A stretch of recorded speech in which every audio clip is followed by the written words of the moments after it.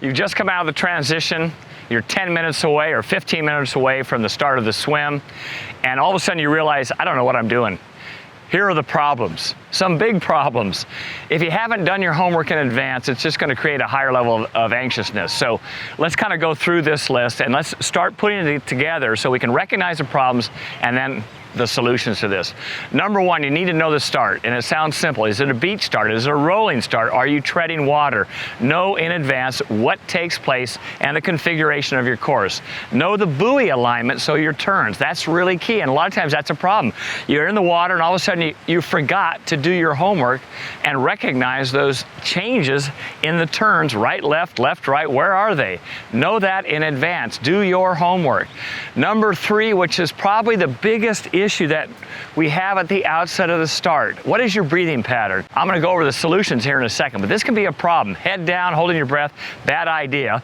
And number four, which is a common occurrence even with the best, the pros, is your goggles get nudged, they get bumped, you fill up one lens, they get pulled down below your nose.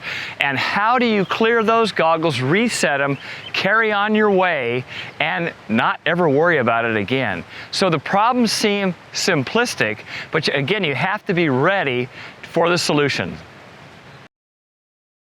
First off, if you have a chance, get in, warm up, actually do the swim. A lot of the swim starts now, they restrict you. So secondly, right before you start, get in the water, feel the water. Is it cold? Is it warm? Is it murky?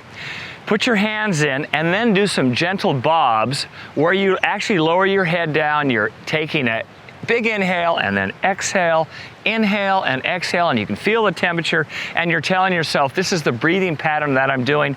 Secondly, on top of the bobbing, once you've done this, try some actual freestyle strokes where you have your head down low and you're simulating what you're going to be doing.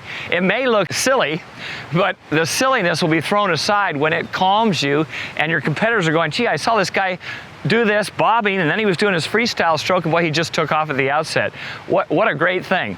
Goggles, they come off. You get them whacked in the first 10 meters. What do? You have two choices. You can either flip over on your back if you're comfortable, light skull, put them back on. If they're low or high, slide them back on. If you're not comfortable doing that and you're surrounded with a sea of people, just tread lightly, put them back on just like you would in the pool, and carry on. Lastly, regain your breathing pattern. And on your breathing pattern, if you think about taking slow, deep inhales, looking up at the sky when you're taking that breath, be very methodical about this in the first 100 meters. That's the solution to a great start. Go over these points and you'll be calm.